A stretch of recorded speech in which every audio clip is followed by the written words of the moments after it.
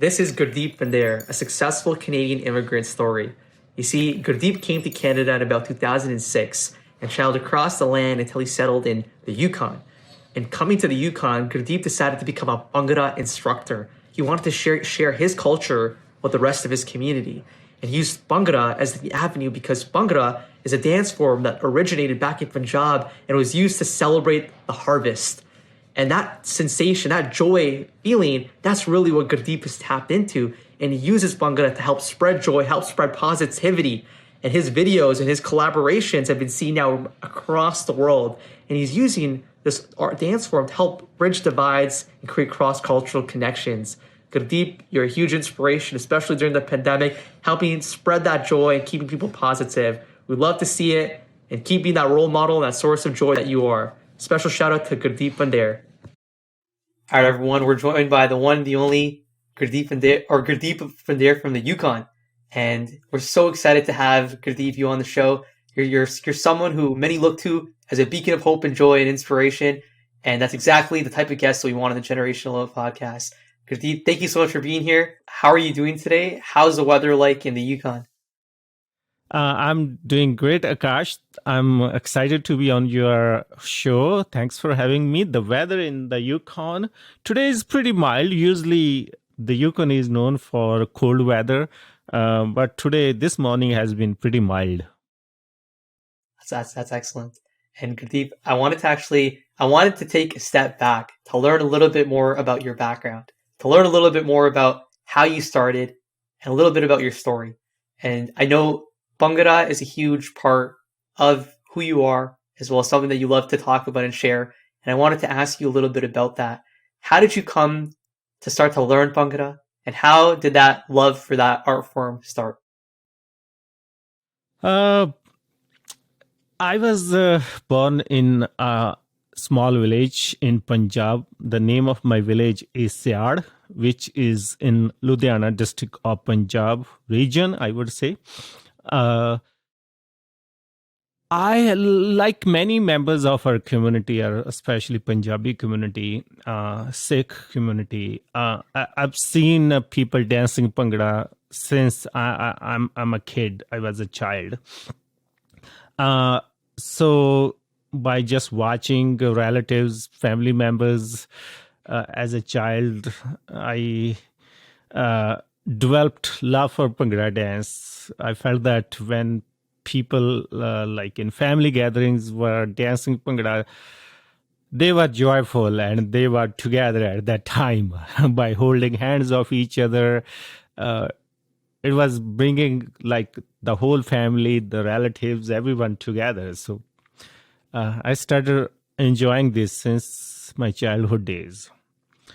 And then my love for the dance form continued, and when I was a little older, when I was a teenager, I started taking professional classes to become better at this.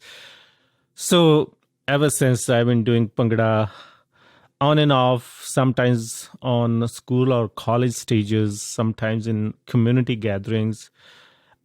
Previously, I would say that Bhangra was not that like significant part of my life.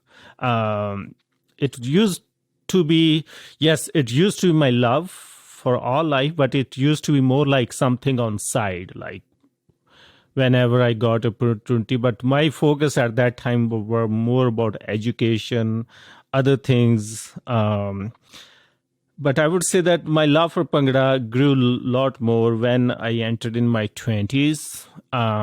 And then I came to Canada. Here, I started pursuing Bhangra a lot more. For me, it had become a sort of, nowadays we make videos and sometimes share on social media. So I've been dancing Bhangra before social media age. For me, at that time, dancing Bhangra was more like creating true positivity without expecting anything that, hey, how many people would watch this? So I used Bhangra just for my own positivity and also to share that positivity with the people or communities I interacted with since my arrival in Canada. And since I've been living in the Yukon for last now 11 years, it has become really significant part of who I am. So, yeah, like coming from a small village, like a farming life, my family used to farm. Like a majority of people in the village used to be farmers, such a humble community. At that time, it was very away from a technology world. And now in this Western world in Canada, I feel that it has been quite a journey. It certainly has been a journey. I think that's a very good way of putting it.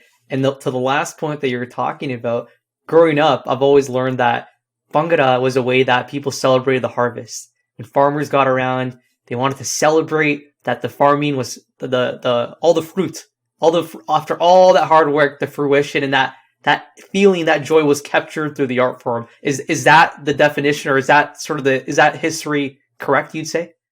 uh that is true, but the history goes beyond that too. Originally, it was more uh, like old during the old times when farming in Punjab was manual. I would say that couple of hundreds years ago. Um, so it originated more close to Sialkot area in Punjab, which is nowadays in Pakistan, where farmers, when they were working in their farms, farming is a tough work. Nowadays, we Definitely. have machinery, tractors, combines to help. Even still, very much tough job. But imagine at that time when farming was done without any machinery. People would just used to use their hands for farming. Imagine how tough or difficult it would be. Hmm. So during those time, farmers they started using a different agricultural movement to Right. create some joy. For example, if they were sowing seeds in the land, they developed this move, like just Hmm. mimicking that move, and and and people who were just watching those farmers, it gave them joy. It gave them some positivity, and people appreciated. And slowly people started copying more agricultural activities. For example, if crops were like sowing in the farms with wind, they started doing the movement with like moving their hands to both sides, just the way they saw their crops like moving with the wind direction. So that's how originally Bhangra started. Then it became a part of her culture. It became her folk dance, and yes, then afterwards, uh, it became a significant part of harvest season too. After harvesting their crops, people would dance Bhangra.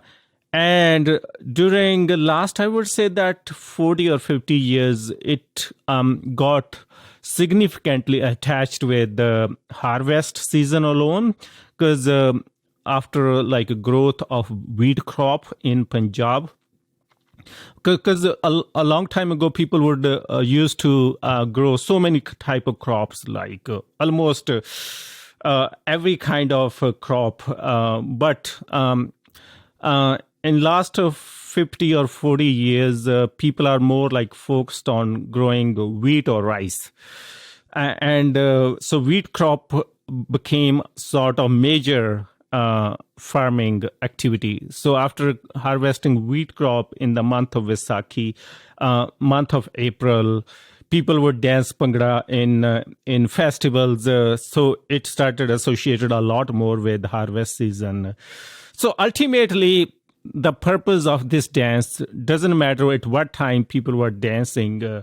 to express their joy, to express their positivity, and just to celebrate together in their community. That's terrific. No, that's such a great lesson, and that actually helps me as well. And I feel like the roots of what the art form is, I feel like you're still trying to pay homage. You're still trying to stay true to those roots. That's at least the experience that I've had seeing some of the stuff that you're doing. And one other thing, Gurdeep, I actually wanted to ask you about was this. It's like, I know, like, doing a little bit of research about your story on a different note, I know that when you came to Canada, you went to a few different places to figure out where you wanted to call home, like which city you eventually wanted to call home and settle. And you ultimately chose, of all places, the Yukon. And to many, that is a very interesting choice. And I wanted to understand a little bit more about how you came to that decision, because it's such an interesting choice. Thank you for the question. I think curiosity, I would say, that led me to make Yukon as the place to call home. Since my childhood days, I used to be very curious about different things, different places, different paths, different roads.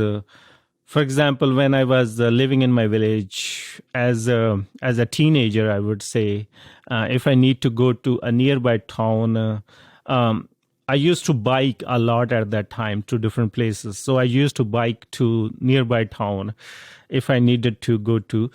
And many times I would take many odd paths, very different paths than the main road, which would go to the town. And my family members or people from my village, they were always would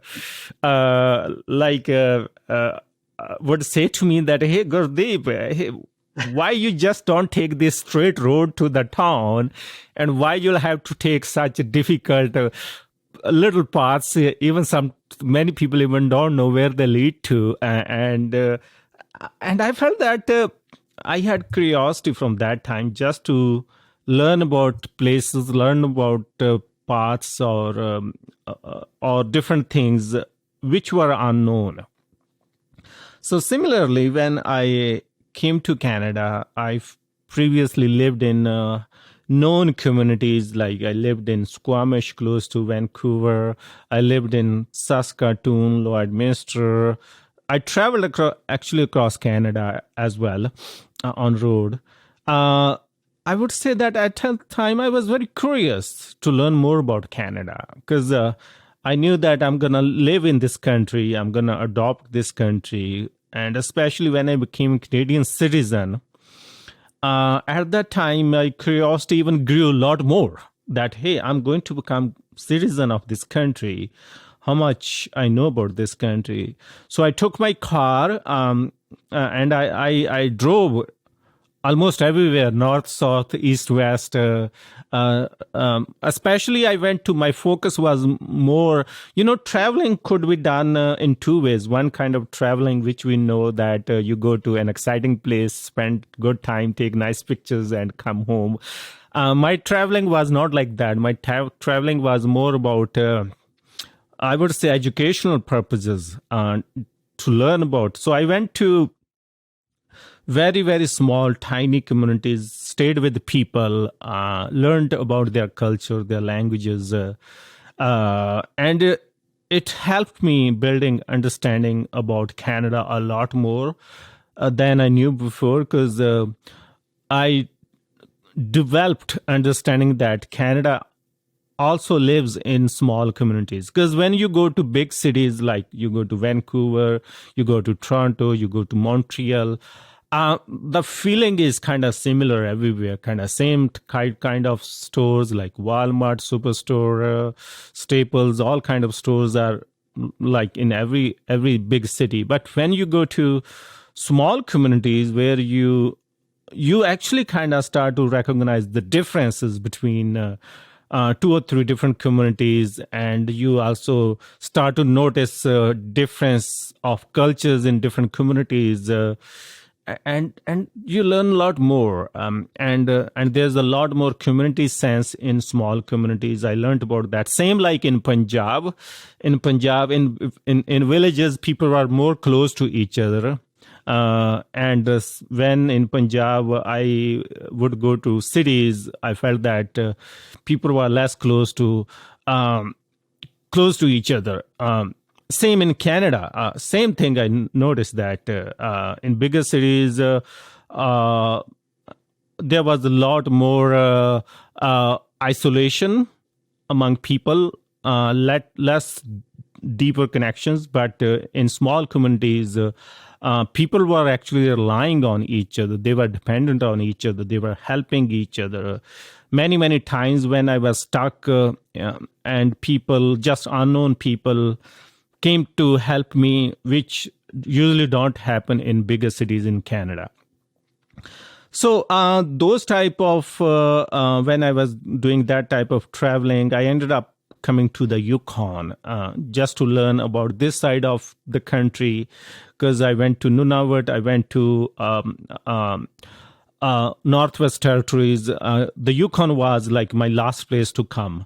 So when I Right. came here, very first day, I met people. They took me to a campground, and we had a very nice gathering. And I felt like my village, Sead, in Punjab, in the Yukon. And that community sense, that was very motivating factor for me to choose Yukon so that I could call it home.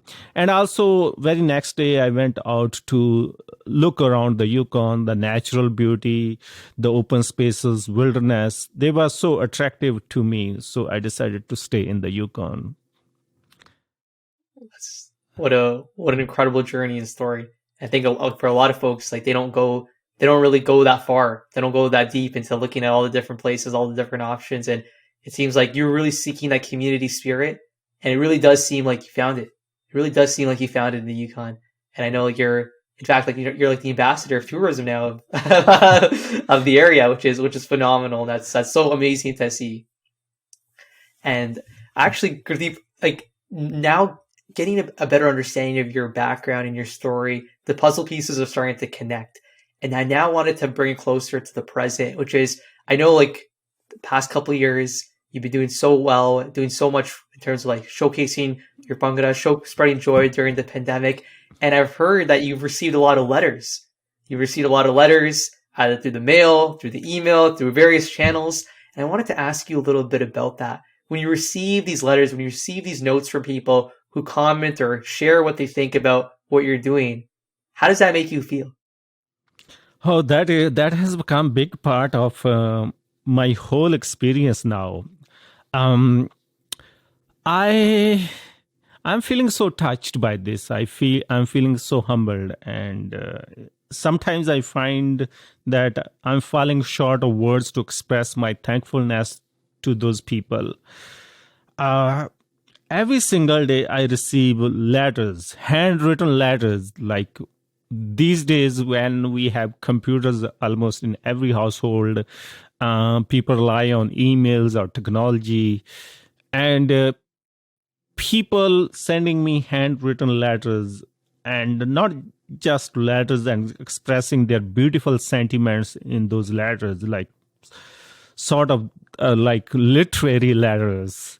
I Mm, It touched me to the core. It touched me very much that how much people appreciate this power of joy, this power of positivity, how much they value it.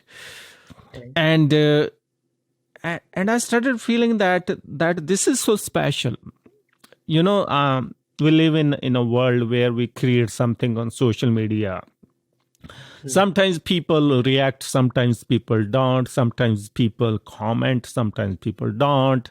Uh, so, but receiving letters uh, in mail, writing a letter, first it takes time to write a letter. And then you'll have to put that into an envelope. And then you'll yeah. have to find time to go to a post office and also you'll have to spend some money to put a stamp on it. Um, and it's quite an effort. And Definitely.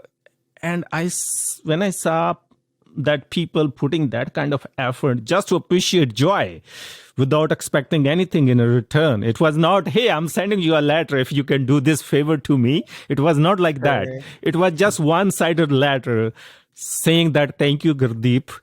Oh my God, it touched me to core that it just goes beyond just mere a connection on social media where you post your work and people just react and leave. But here people are going beyond that, going something deeper and trying to connect with someone who is a creator, who is an artist, and to appreciate that. It it touched me a lot. And also, not only just letters, people sent me their drawings, people sent me their artwork, paintings, people sent me socks to wear, and people someone I recently received a note that someone sent me a quilt, uh, uh, and I also don't expect people to send it. I don't say that I need anything. It's just people like voluntarily with their own choice. It's a true love is very special, and it also reminds me that because we live in a society where we often talk about divisions, racism, although they do exist, no doubt, but there are beautiful human beings in every community, in every country, in every background. And this is example of that beauty of human side that people are trying to connect. And that gives me a signal that a hope that our world is beautiful. There are amazing, amazing, wonderful people living in this world who are trying to create just beautiful human connections. That's phenomenal. That's absolutely phenomenal. And I've seen some of the comments, like people mentioning how they'll watch the videos, they'll try out some of the movements, they'll have a good exercise from it, and they'll even say how like during the pandemic, like seeing this is like uplifted their spirit. And I think like you being the person to help uplift a lot of people's spirits, is that the role that is that a role that you appreciate to do? And is that something that you feel is needed? It's clearly something that a lot of people want. And do you feel that you're really servicing people by fulfilling this need? Yes, I agree with that.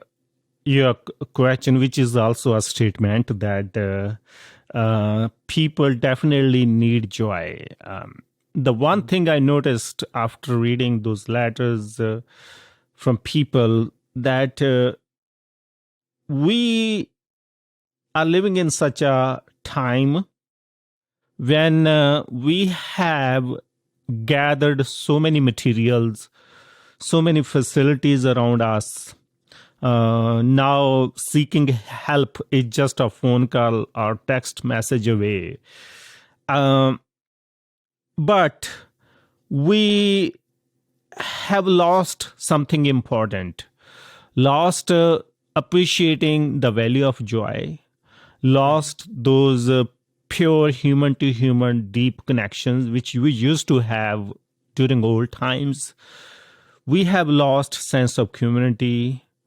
We started a kind of race more towards collecting money, collecting materials, building homes, cars.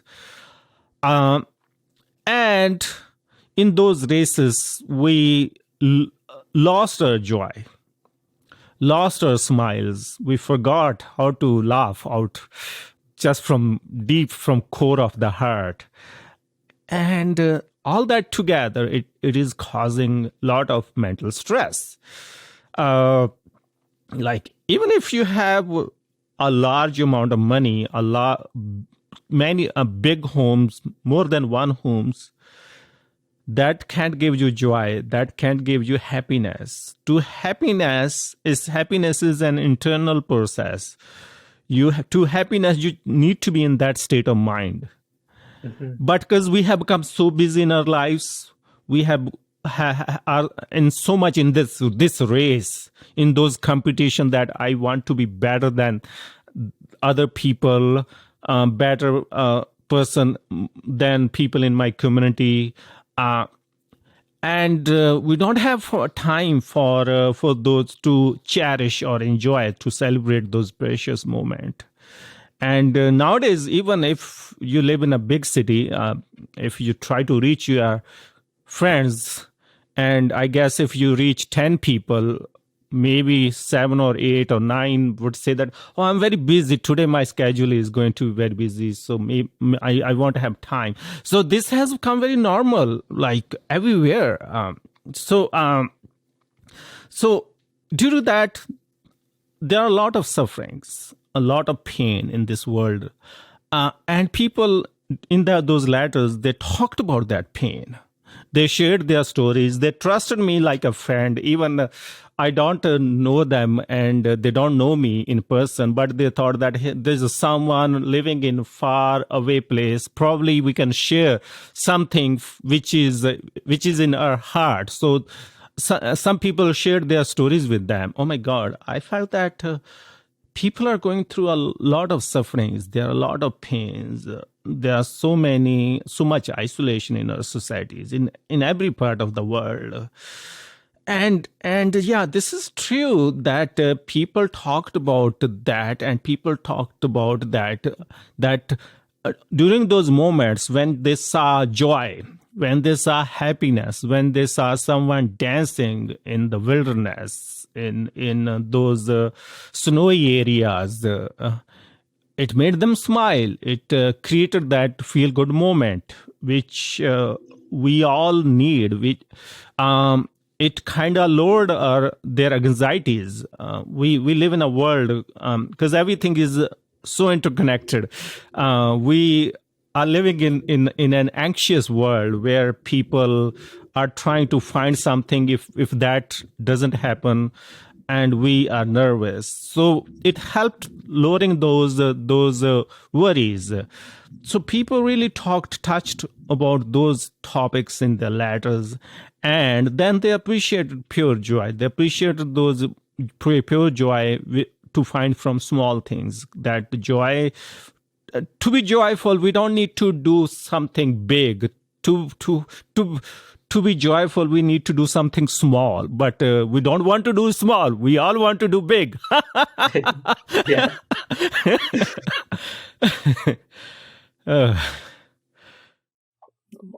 Most definitely. And I think like on your website, and like you mentioned how a lot of times joy is like a state of mind. And Mhm. within a day, you mentioned that you could still find joyful moments. And I think a lot of people are always thinking to themselves like, how is Gurdeep able to always stay so like joyful? Like, even if there might be like trying times or difficulties, how are you still able to still find that joyful moment in the day? I would say that emotions are part of our human society. Like when I talked about like joy and positivity, it doesn't mean that you need to be in top notch 24/7, like Mm. 24/7 joyful. Um, Yes, we all humans, we go through cycle of emotions. Sometimes we have downtime when we feel reflective, when we are maybe a bit sad. We are thinking about different subjects which could be heavy.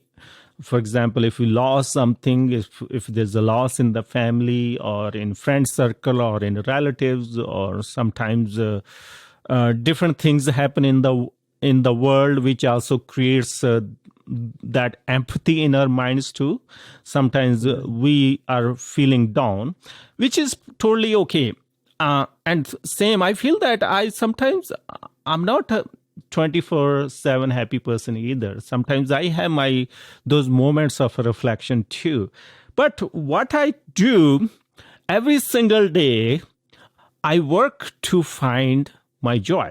Every single day, I whether it's middle of the day, whether it's end of the day, I make effort to regain my joy.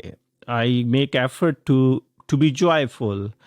So that's how I stay joyful most of the time. That I know that, hey, uh, I'm feeling reflective. I'm okay. I see that today I'm maybe feeling a bit down. I see that that's happening, but I will find my joy and I go out in nature. I do something to be joyful. I know that joy is in a process. Like if I was trying to achieve something, I didn't get it. It doesn't mean that my world has crashed. So Right. I dance. I go in nature. I connect with the trees. I connect with the our beautiful elements of nature. I That's how I find my joy again every single day. It's a process. Every single day doing something to find joy. And I say to people that hey, it's an effort to find your joy. It is an effort too. So do that type of effort to find your joy. Because sometimes if we are wake up in the morning and we are feeling sad, um, and then we spend whole day in that sadness, in that gloominess, that is not okay. That may lead to bigger problems, some like depression eventually. So if you are sad like afternoon time for something, that's okay, but by the evening time, do something. Maybe call a friend, maybe go for a walk, maybe if you can dance Bhangra just like me, you dance Bhangra. But I know that everybody can't dance Bhangra. Try to spend time with your pets, maybe dogs or cat, or try to do something creative like writing letters or beading or painting or whatever. So these activities can help you to focus your mindset towards something different. Similar way, like like connecting to nature, dancing Bhangra, I regain my joy every single day. That's how I look joyful every single day. So that's my that's the way I'm joyful. And I feel that is being joyful very valuable. And be joyful and share your joy with the world. Right. And strive to find those joyful moments, even in -45 weather. Even if it's cold, even no matter what the circumstances, you can still find those joyful moments. And that's really what you're trying to showcase, right? When you go out there and even frigid temperatures, to showcase to people that you can still find your joy. Is that what the concept is behind it? Yes, that's true. Because Perfect. it has connection with my statement which I said previously. Because sometimes we keep our joy very conditional. Our joy, for example, we think that, hey, I will be joyful if there's a perfect temperature, if there's a perfect situation, if I'm at a perfect place, if I'm wearing a perfect dress, if there are perfect people around me, then I will be joyful. But by showcasing my joy in these kind of difficult situations like -40 temperatures, lot of snow, wilderness, during those challenging time, creating joy, that showing the world that no, you can find joy in all those imperfections around you. You just need to start creating joy. You just need to like burn that fire in your heart and bring that out, that positive energy out. And if you are going through some things, it's a great way to release your pain through dance. And dance for me, it's not, it's like, Bhangra dance. I know that due to like modern Punjabi song, it has become more like a party thing. But for me, Bhangra dance is not a party thing. It's like a meditation. It's like a therapy. It's like That's why I use traditional beats, like mostly based on toll, to dance Bhangra. Just to tell people that actually this dance has a different origin. When we see Bhangra in those videos, like modern videos especially, they do not represent Bhangra in a correct way. But pure Bhangra, which was created by our elders, it was danced in open farms, in open fields, in nature, in those imperfect conditions, which they made them perfect with those joy, that their joy through Bhangra. In a similar way, just by dancing Bhangra out in nature in minus 40 or 45, or doesn't matter, it rains or it shines, same message conveying to people that you can find your joy anytime, anywhere. You just need to prepare your mindset. That's a beautiful message, and I think like even for me listening to that message, that's very applicable, very beautiful message. And one other thing on this note I wanted to say, Gurdeep, is like I've seen like on your website, like you have this like illustration. It says like behind like our skin, like we're all the same within, right? We're all the same. Well, we're all the same organs, the same sort of systems within. And I believe like what you're doing cross culturally with bringing different communities, everyone from different, who doesn't matter what you look like, we have the same spirit inside, bringing them together. It's a beautiful thing. It's a beautiful thing, and I wanted to commend you on that. It's a great message. And I'm really like, that's an inspiring message. If there is another inspiring message out there. And just like on this note, I wanted to do a quick like rapid fire some questions also, which is like one question I wanted to ask you, Gurdeep, is like if you could have a billboard on the busiest street in the world, what would be the message that you want on that billboard? I would like to give 3 messages, maybe just 3 words. Definitely, my first word would be joy, which, if you expand, is connected to positivity, is connected to happiness, is connected to optimism. My second message would be the unity. Unity means that same which you said previously, that if we take our skin out, underneath we look all similar. Unity means that we need, as humans, we need to unite. We need to look beyond skin color. We need to cherish those human to human connections. We need to forget those things like racism. We need to forget things like discriminations. We just need to appreciate humanism.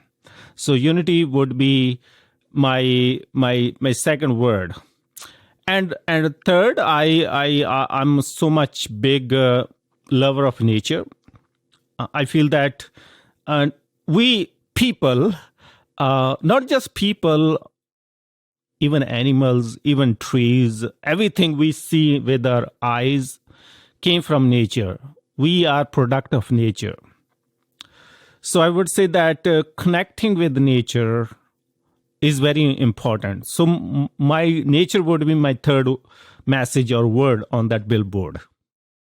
Amazing. Joy, humanism, nature. The three trio. That's a really good one.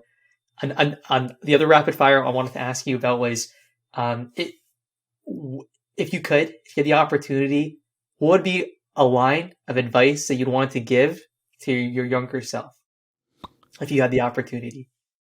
To our younger folks, I would like to say that the world is beautiful, and try to understand the world. We live in a world that there is a lot of information coming, and sometimes that information is still blocking our minds. So I would like to say them that try to learn this world with open heart, with open mind, and appreciate beautiful human connections, and reach out to everyone, every kind of human being, and that way you can build really really great society around you, because you are the future leaders. You will be president or prime ministers of many countries in future. If So when you learn about appreciating everybody, um, with an open heart and open mind, I think you will be 100% successful in building great world for everyone. It's phenomenal.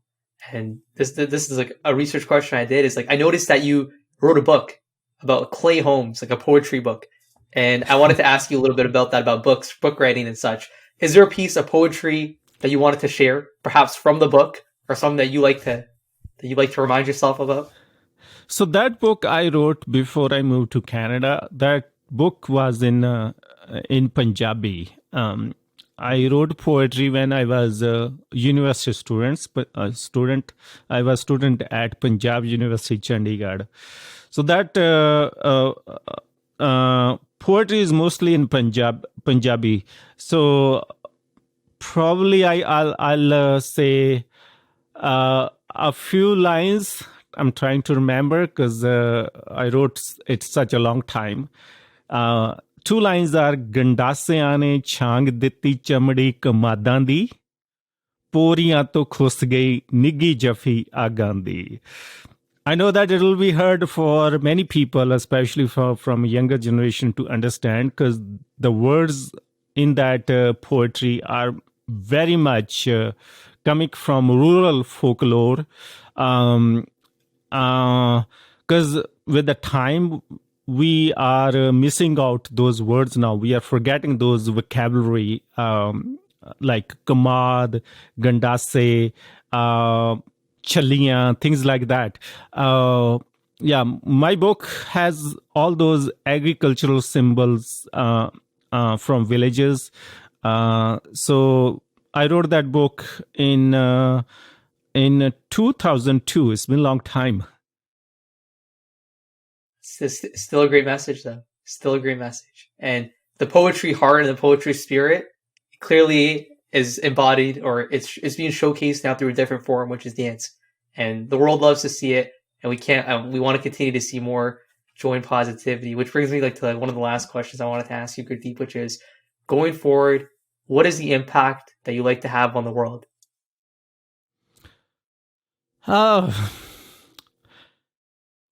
In the world, I would like, my message is similar, which I gave to the younger people, that I'm hopeful that one day our world would be one. Because still, I'm very optimistic, but still we see messages through news and other media that so many things are going in this world. We are living in a polarized world where people have different opinions. Although there's nothing wrong with the different opinions, it's okay. But sometimes we go beyond. Sometimes we kind of stick to those opinions that much that we start to hate other people. So I want the world in future to be free from those type of things. It's okay to have disagreements. It's okay to have different viewpoints about different things. But I want to have love and peace in this world in the future. Absolutely. Nothing like it's a beautiful message, Gurdeep, and very timely with everything that's happening around the world. And I want to continue to see how you're going to work towards that goal. And you clearly are working towards it today. And I know you're going to continue working on it even tomorrow in the future. And like those are all the major questions I had for you, Gurdeep. I wanted to end this amazing episode. I wanted to ask, is there a way that we can create a joyful moment? Is there a way right here on this camera? Is there a way that we could do something, some type of, is there a dance form that we could do, like 1-2 step in this limited space, even without just this much of our body? Is it possible to still have a joyful moment? Yeah, in Bhangra, when you raise your hands just like this, right? Your hands are like this.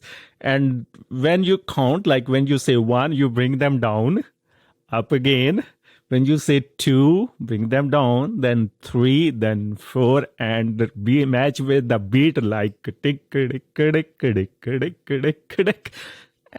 And when you move body, it just generates happiness. It just generates positivity. That's amazing. I can feel my heartbeat and my spirit like uplifted just by the movement. It works. It works. It does work. That's amazing. So like for like that's something I'll try to even if I'm sitting, I can even do that. So that's phenomenal. And Gurdeep, like this has been such a pleasure. Like this is our round one, our first interview. I'm sure there'll be many more in the future, but I've loved this interview so much. Like thank you so much for taking the time. For like I know like for me, for a lot of people, like you're a great inspiration, great role model, and we love to see what you're doing and we hope to be able to amplify your message and also spread joy in our own communities. Thank you so much, Akash. It was wonderful to meet you, and thank you for doing what you're doing. And also, thank you for collecting so many voices on your platform. I wish you all the best. Thank you. Thank you so much, Gurdeep. Okay. Take care. You too. Bye-bye. Bye.